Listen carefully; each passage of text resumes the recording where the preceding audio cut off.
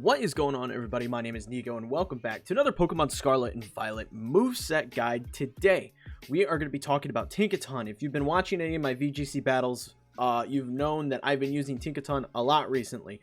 I had a team that I built back in Series 1 that I really enjoyed using, and then Season 2 of Series 1 dropped, and I needed to shift it a little bit, and the new team is super fun to use. You can check out both those videos over here. I'll have them, and you can click the thing up here if you want to check it out. But we're going to talk about how to use Tinkaton because I think it's a really solid support Pokemon in Series 1. So if this is your first time here on the channel, make sure you are subbed for more videos like this in the future, and be sure to check out the Discord where I'm over there playing Pokemon all the time. But let's get into it. So truthfully, I'm not sure how long this video is actually going to be because I don't know if there's really a lot of sets that are super viable on Tinkaton. There's a couple sets that I really like, and they have a lot of value in the teams that are using them, but I don't really know how many sets there are outside of this. Tinkaton really has a pretty poor attack stats.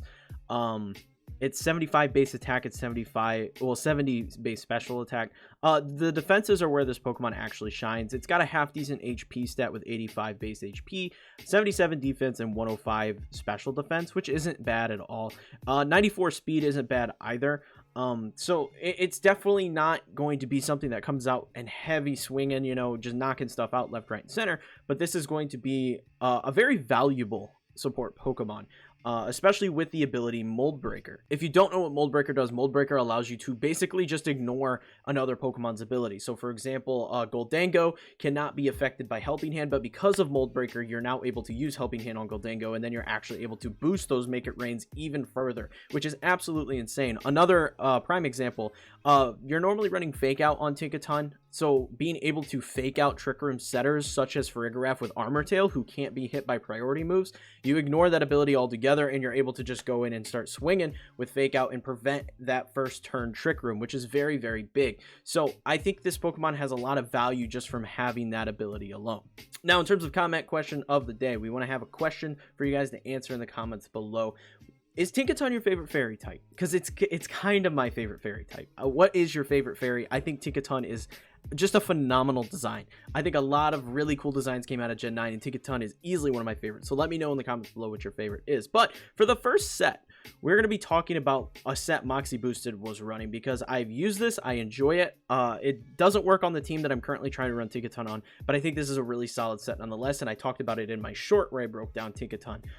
So we're running an Assault Vest on this with Mold Breaker, like I said. Fake Out Rock Tomb. Rock Tomb is really big because it plays super well in the Volcarona, which you are seeing a fair bit. It gives you speed control with slowing the target's speed by 100% of the time, which is super big. You got Knockoff as well, which is nice for playing into a lot of different Pokemon and just getting rid of items. And then you have Gigaton Hammer, because Gigaton Hammer still hits really hard, even though this base attack isn't that high.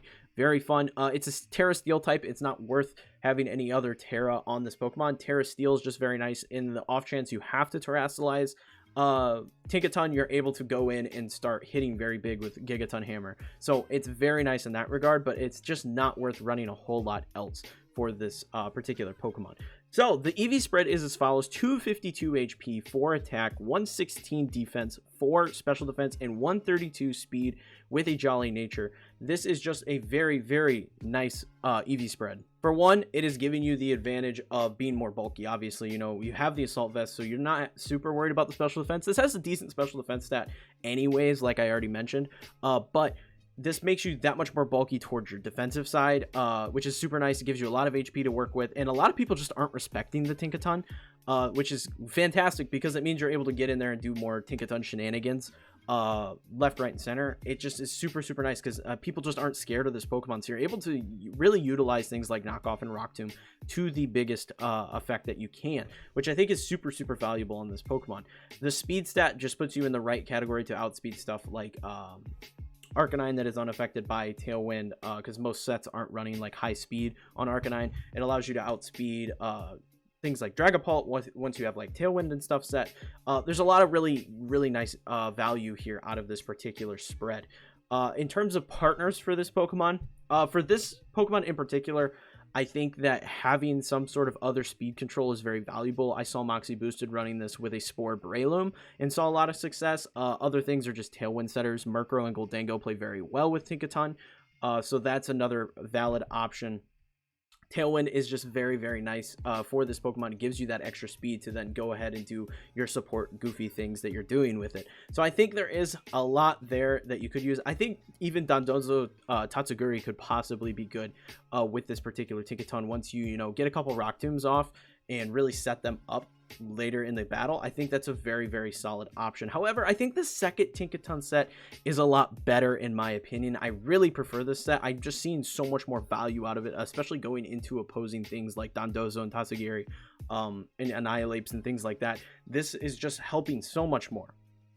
So the second set is as follows. We are running a Citrus Berry on this with Mold Breaker again. We have Fake Out, we have Thunder Wave, and Helping Hand, and Gigaton Hammer. The Eevee spread is the exact same with 252 HP, 4 attack, 116 defense, 4 special defense, and 132 speed with the Jolly Nature. This is very, very solid, and I am having so much success with it. For one, the Fake Out is huge for preventing, Tailwind setups turn 1 if you have a Pokemon that can come in and just OHKO. I've been pairing this with Baxcalibur, with Glaive Rush and a Dragon Fang, so that way I'm maximizing my Glaive Rush damage and being able to go in and knock out whatever, a Trick Room setter or a Tailwind setter turn 1 and just do huge work with that particular Pokemon. And then the subsequent turns, I'm just going in and Thunder Waving everything that hits the field. Thunder Wave everything. It's going to give you speed control without the use of Tailwind. You don't even have to set Tailwind with this particular set, although I do run this with a Murkrow.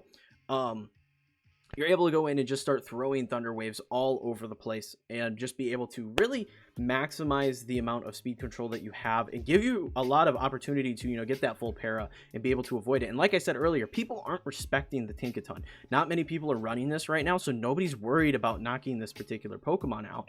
But you're able to just spam Thunder Waves because of this, and it just makes you that much better. Plus, you still have Gigaton Hammer if you do come across some fairy types, Grimmsnarl, Sylveon, things of that nature aren't enjoying Gigaton Hammers. No one likes Gigaton Hammers if you're a fairy type Pokemon. So it's very, very nice to be able to just go in and start swinging, and this does do decent damage anyways without having to have a super effective bonus just because of how hard it hits. Again, I'm pairing this with Baxcalibur.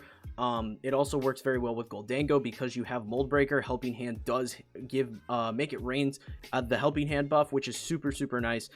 Very, very strong set here for this particular Tinkaton. Now, I don't normally bring us into Showdown for these videos. I usually just make my own graphics. However, because I don't really have more than just the base 2 sets that we already talked about, I do want to talk about just some other moves that this Pokemon has so you can kind of mess around with it. For one, we have Encore, and this is very big for being able to lock a Pokemon in. Maybe if it's a Trick Room setter or things of that nature, you're really, really getting a lot of value out of Encore. Encore is very, very solid for this particular Pokemon.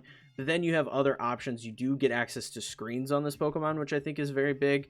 So there's a couple different options that you could honestly use for this Pokemon to really get a lot of value out of it as a support. I think that's really all you're going to be using Tinkaton for. I know it's got the big hammer, but I don't think that you're going to be getting a lot of knockouts with this Pokemon. It's not really what it's built for. It's built to support everything else on the team. So just a couple of things there with having access to the screens and also having access to things like Encore. There's a lot of options for making this Pokemon just really unique and really unpredictable on the ladder right now.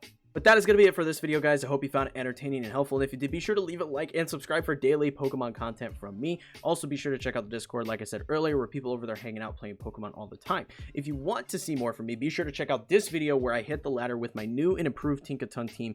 I made it so much better than the original team, and I cannot get over how good it is. However, if you, for whatever reason, want to check out the original team, there is this team breakdown talking about the team that I built last season that had some success on the Showdown ladder, just wasn't really up to snuff anymore with some meta changes. So definitely worth still checking out if you're interested. But until next time, peace.